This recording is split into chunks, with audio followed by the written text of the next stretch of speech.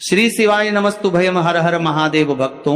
आप सभी को आषाढ़ मास के कृष्ण पक्ष की एकादशी, जिसे योगिनी एकादशी कहते हैं, इसकी ढेरों शुभकामनाएं।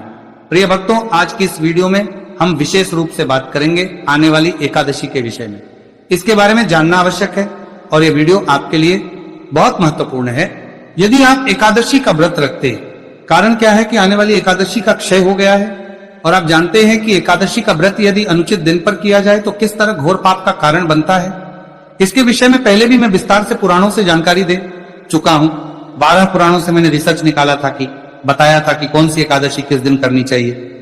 10वीं विधा, द्वादशी विद्या के विषय में बताया था और यही गलती इस बार आने वाली एकादशी पर की जा रही है। कारण क्या है? कारण यह है कि ये एकादशी किसी भी दिन सूर्य के मुख से नहीं मिल रही। अब सूर्य के मुख से नहीं मिल रही तो लोगों का सोचना होता है जिस दिन ज्यादा देर है उसी दिन कर लो। अरे नियम तो देखोगे, पुराण क्या कहते हैं, शास्त्र क्या कहते हैं, निर्धारण कैसे होना चाहिए। अगर सूर्य के मुख से ना मिले एकादशी तो उसमें निर्धारण कैसे होना चाहिए। एकादशी सूर्य के मुख से ना हो तो व्रत किस दिन करना चाहिए, इसके नियम क्या है, विधि क्या है, कैसे पूजन करना चाहिए, कैसे इस व्रत को पूर्ण करना चाहिए और इसका पालन कब करना चाहिए। बड़े लोगों के मन में यह भी भ्रम है कि त्रयोदशी को पारण कर सकते हैं कि नहीं कर सकते। इसका भी समाधान करेंगे कि इसके विषय में पुराण क्या कहते हैं। भाई द्वादशी को करते हैं तो त्रयोदशी को पारण कैसे होगा, इसके शास्त्रीय नियम के विषय में भी आपको जानकारी देंगे। तो वीडियो बहुत महत्वपूर्ण है, पहले स्वयं सुनिए, जानकारी प्राप्त कीजिए। सहमत हैं और वीडियो अच्छा लगे तो आगे लोगों को फॉरवर्ड कीजिए जिससे कि वो पाप करने से बचें। क्योंकि एकादशी एक ऐसा व्रत है जो सर्वाधिक किया जाता है, अधिकतर लोग करते हैं, तो उनको पाप से बचाने का कार्य हमारा आपका सबका है। जिनको सूचना मिल जाए, सही सूचना मिल जाए, वो आगे भेजें जिससे कि सभी को सही जानकारी हो और प्रभु की भक्ति प्राप्त कर सके। आइए जानकारी आरंभ करते हैं। आपसे निवेदन है कि वीडियो यदि थोड़ा सा भी उपयोगी लगे तो एक बार लाइक अवश्य कीजिएगा, जितना हो सके शेयर कीजिए। चैनल पर नए हैं तो सब्सक्राइब कर सकते हैं, आपको बना दी गई। तो प्रभु का मंथा लीजिए, ज्योतिष शास्त्र और पंचांग के आधार पर ही प्रदान की जाती है। कमेंट बॉक्स में अवश्य लिखिएगा जय श्री हरि या ओम नमो भगवती। प्रिय भक्तों, आने वाली एकादशी जो कि आषाढ़ मास के कृष्ण पक्ष की एकादशी होगी, इसका नाम है योगिनी एकादशी। इसके विषय में भगवान श्री कृष्ण से जब महाराज युधिष्ठिर ने पूछा, हे केशव, इस एकादशी का क्या महत्व है, इसका व्रत क्यों करना चाहिए, कैसे उद्धार करती है, तो भगवान श्री कृष्ण कहते हैं कि हे युधिष्ठिर, ये एकादशी मनुष्य के सभी पापों का नाश करने वाली है। इसकी विशेषता एक यह है कि ये एकादशी 88,000 ब्राह्मणों को भोजन कराने के समान पुण्य देती है। अर्थात आप 88,000 ब्राह्मणों को भोजन कराएंगे, उनको तृप्त करेंगे, तब जो पुण्य मिलेगा उतना पुण्य केवल इस एकादशी के व्रत करने मात्र से प्राप्त हो जाता है। ये एकादशी सभी बड़े बड़े रोगों का और पातकों का नाश कर देती है। जिस प्रकार से एक वृतांत सुनाते हैं, भगवान श्री कृष्ण एक गंधर्व का, जिसको कुबेर ने श्राप दे दिया, उसको कोढ़ फूट गया।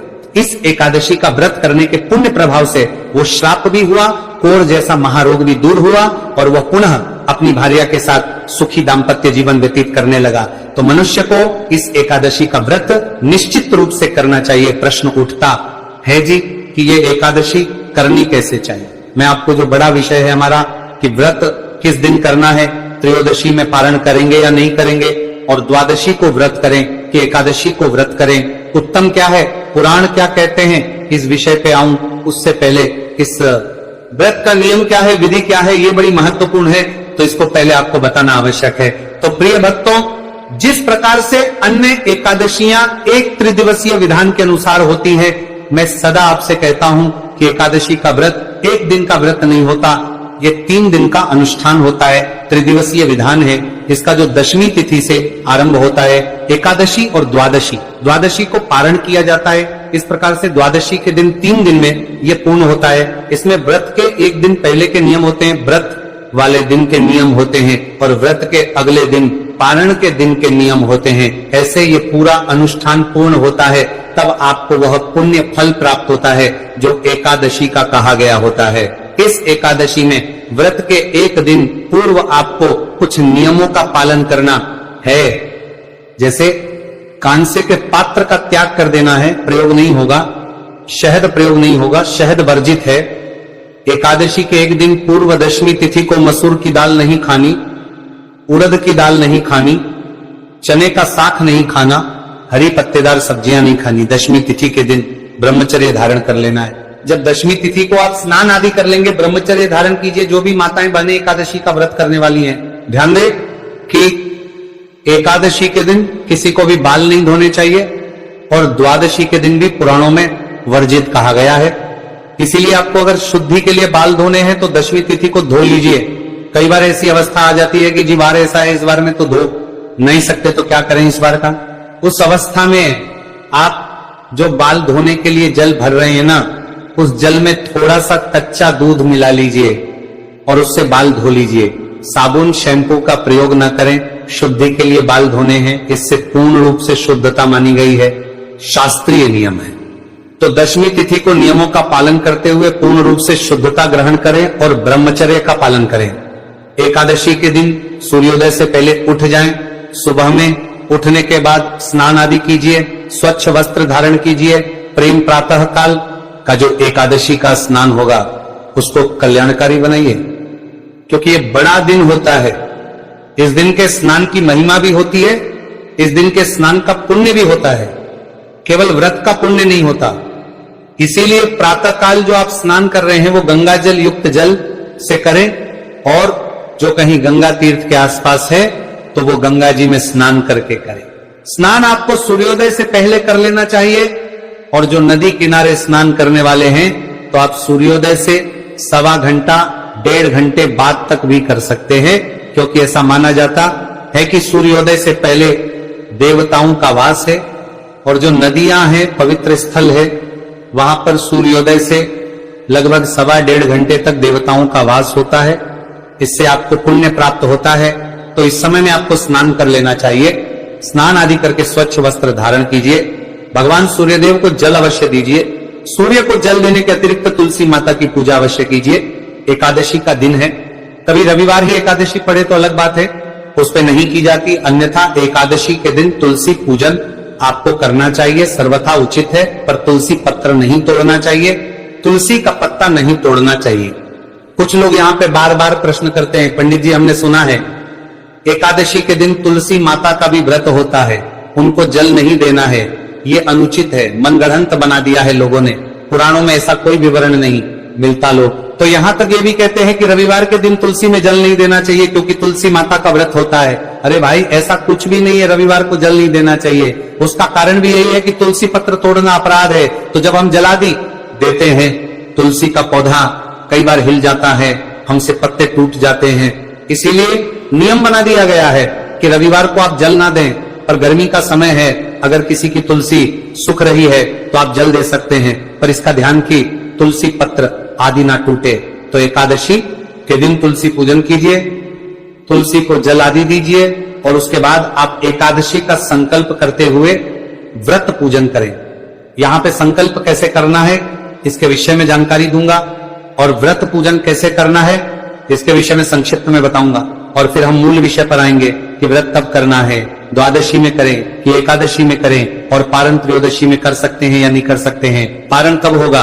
तो प्रिय भक्तों, जो भी आपके घर में पूजा स्थल है जहां बैठ के आप पूजन करते हैं, अगर मंदिर में आपने भगवान विराजमान कर रखे हैं, भगवान नारायण की कोई तस्वीर प्रतिमा है, तो वहीं पे आप पूजन कर सकते हैं। कई बार मंदिर ऊपर लगा रखा होता है, दीवार में कहीं बना रखा होता है, तो वहां बैठ के पूजन करना संभव नहीं होता। तो एकादशी पे उत्तम है आप चौकी लगा के और फिर भगवान का पूजन करें आराम से बैठ के। आपके पास सामान्य के रूप में, सामग्री के रूप में एक चौकी होनी चाहिए। चौकी पे बिछाने के लिए पीला वस्त्र होना चाहिए। भगवान नारायण की कोई तस्वीर, प्रतिमा, चित्र जो आपके पास उपलब्ध हो वो लीजिए। पूजा सामग्री के रूप में रोली, मौली, पान, सुपारी, पान के 2 पत्ते की आवश्यकता होगी एकादशी के पूजन में, और एक पारण के दिन पूजन में 2 चाहिएंगे। दोनों दिन एक एक प्रयोग होंगे। इसके अलावा लौंग, इलायची 4-4 होनी चाहिए। 2 एक दिन धूप, दीप, इत्र, जनेऊ, भोग प्रसाद के रूप में आप फल अर्पित कर सकते हैं। फतू फल जो चल रहा है, या इसके अतिरिक्त आपको मिठाई अर्पित कर सकते हैं। मिश्री, बताशा जो आपके पास हो वो ले लीजिएगा। ये सारी सामग्री एकत्र कीजिए। सामग्री एकत्र करके आसन लगा के, और जो आपके यहां पूजा स्थल है वहां पे पूर्व दिशा की ओर या उत्तर दिशा की ओर मुख करके बैठ जाइए। एक लोटा लीजिए, तांबे के लोटे को अच्छे से मांझ के पहले उसमें थोड़ा गंगा जल भरिए, फिर शुद्ध जल भरिए, और जो स्थान है जहां बैठ के पूजन करना है उस स्थान को शुद्ध करिए, और जो सामग्री आप लाए उसका भी पवित्रीकरण कीजिए, क्योंकि सामग्री आप तक पहुंचने से पहले बहुत लोगों ने छुई होगी और भगवान को अर्पित करने से पहले उसे शुद्ध किया जाना चाहिए। आप जल छींटे दीजिए, हम मंत्र पढ़ते हैं और शुद्धकरण करते हैं। ओम अपवित्र पवित्रो वा सर्वावस्थांगतोपि वा यह स्मरित पुंडरीकाक्षंस बाह्याभ्यंतर शुचि है। इस प्रकार से जल छींटे देके आपने स्थान को शुद्ध किया, सामग्री को पवित्र किया। चौकी बिछाइए, चौकी पे पीला वस्त्र बिछाइए। भगवान वासुदेव की जो भी तस्वीर या प्रतिमा आपके पास है, तस्वीर है, उसको स्थापित कीजिए। गणेश जी महाराज हैं तो आप विराजमान कीजिए, अन्यथा हम मानसिक रूप से भी उनका पूजन मंत्र के द्वारा कर लेंगे। भगवान को जो स्थापित किया है उनके सामने एक दीपक रखिए, घी का दिया रखेंगे सीधे हाथ की ओर, और उसकी विपरीत दिशा में धूप को स्थापित कीजिए।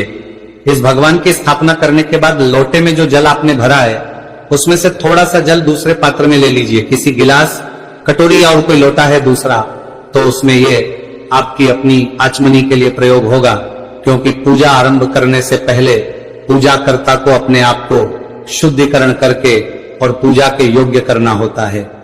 जो आपने अलग से जल लिया है इसमें से 1 चम्मच जल हाथ पे लीजिए, हाथ धो लीजिए। हाथ धोने के बाद 1-1 चम्मच जल अपने सीधे हाथ पे लीजिएगा और 1-1 मंत्र पर पी लीजिएगा।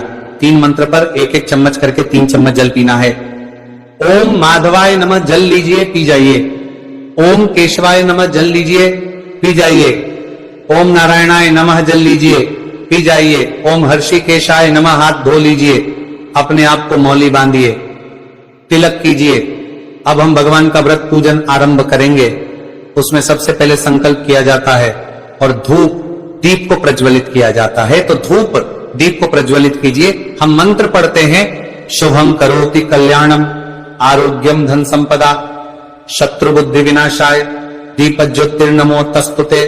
धूप दीप को प्रज्वलित कीजिए। धूप दीप जलाने के बाद संकल्प करेंगे। संकल्प करने के लिए अपने सीधे हाथ पे जल लीजिए, पुष्प लीजिए। 1 रुपए का सिक्का दक्षिणा के रूप में कम से कम रखिए, अधिक जो भी रखना चाहे रख सकते हैं। 3 बार बोलिए, ओम श्री विष्णु, ओम श्री विष्णु, ओम श्री विष्णु। अपना नाम, अपना गोत्र जिस स्थान पर बैठकर संकल्प कर रहे हैं वहां का मकान नंबर, क्षेत्र का नाम, शहर का नाम, आषाढ़ माह से कृष्ण पक्षी एकादशी, पुण्यतिथि, आयु, आरोग्यता एकादशी, और यह संकल्प भगवान के चरणों में अर्पित कर दीजिए। इस प्रकार से संकल्प करने के बाद अब हम भगवान का व्रत पूजन आरंभ करेंगे। व्रत पूजन जो करेंगे तो उसमें सबसे पहले भगवान गणेश का ध्यान करेंगे। हाथ में पुष्प और भगवान गणेश का ध्यान कीजिए। गजाननम भूत गणादि सेवितम कपित्थ जम्बू फलसार भक्षितम उमासुतम शोक विनाश कारणम नमामि विघ्नेश्वर पाद पंकजम। बोलिए गणेश जी महाराज की जय। हे गणेश जी महाराज, हे प्रथम पूज्य, आज का हम ये पूजन आरंभ कर रहे हैं। इसमें सबसे पहले हम आपकी स्तुति करते हैं, आपका पूजन करते हैं। आप ये पुष्प स्वीकार करें, पूजा स्वीकार करें। वह पुष्प गणेश जी महाराज के नाम से अर्पित कीजिए। अब आप हाथ में पुष्प लीजिए, भगवान नारायण का ध्यान कीजिए। शांताकारम भुजगशयनम पद्मनाभम सुरेशम विश्वाधारम गगन सदृशम मेघवर्णम शुभागम लक्ष्मीकांतं कमल नयनम योग भीर ध्यान गम्यम वंदे विष्णु भव भयहरम सर्वलोकैकनाथम। बोलिए विष्णु भगवान की जय। हे प्रभु, ये पुष्प हम आपको आसन के रूप में अर्पित कर रहे हैं, इन्हें आप स्वीकार करें और विराजमान हो। भगवान आपके यहाँ विराजमान हो गए हैं। अब आप पाद्य अर्घ्य और आचमनी कराइए। 1-1 चम्मच जल आचमनी के रूप में अर्पित कीजिए। फिर भगवान को स्नान कराइएगा। स्नान करा के वस्त्र अर्पित कीजिए। वस्त्र के रूप में मौली का 1 टुकड़ा तोड़ के अर्पित कीजिएगा। वस्त्र उपवस्त्र यज्ञोपवीत जनेऊ अर्पित करेंगे। जनेऊ को चढ़ाने से पहले रोली कुमकुम आदि से तिलक कर लीजिएगा। यज्ञोपवीत अर्पित कीजिए, इत्र अर्पित कीजिए, फूल पे लगा के भगवान को तिलक कीजिए, पुष्प अर्पित कीजिए, माला है माला पहनाइए, धूप दिखाइएगा, दीप दिखाइएगा। नैवेद्य के रूप में, भोग प्रसाद के रूप में जो कुछ आपके पास है वहां अर्पित कीजिएगा। फल है तो फल, मिठाई है तो मिठाई, मिश्री, बताशा, जो भी कुछ आपके पास है वो अर्पित कीजिए। आचमनी के रूप में पुनः 1 चम्मच जल भगवान को अर्पित कर दीजिए। पान का पत्ता लीजिए, उस पे 2 लौंग, 2 इलायची, 1 सुपारी रखिए और वह अर्पित कीजिए और हाथ जोड़ के भगवान को नमस्कार कीजिए।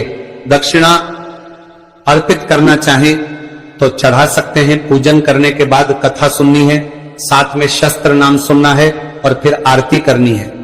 आरती करके नियम अनुसार दिन को व्यतीत कीजिए। नियम मैंने आपको पहले भी बताए हैं। चोरी चकारी से दूर रहना, व्याभिचारी लोगों से दूर रहना, अशुद्धता से दूर रहना, पवित्र रहना है। भगवान के चरणों में मन को लगाते हुए दिन को व्यतीत कीजिए। सायंकाल को कीर्तन करना है, झूठ आदि नहीं बोलना है, किसी के साथ वाद विवाद नहीं करना है। रात्रि काल को जागरण करना है।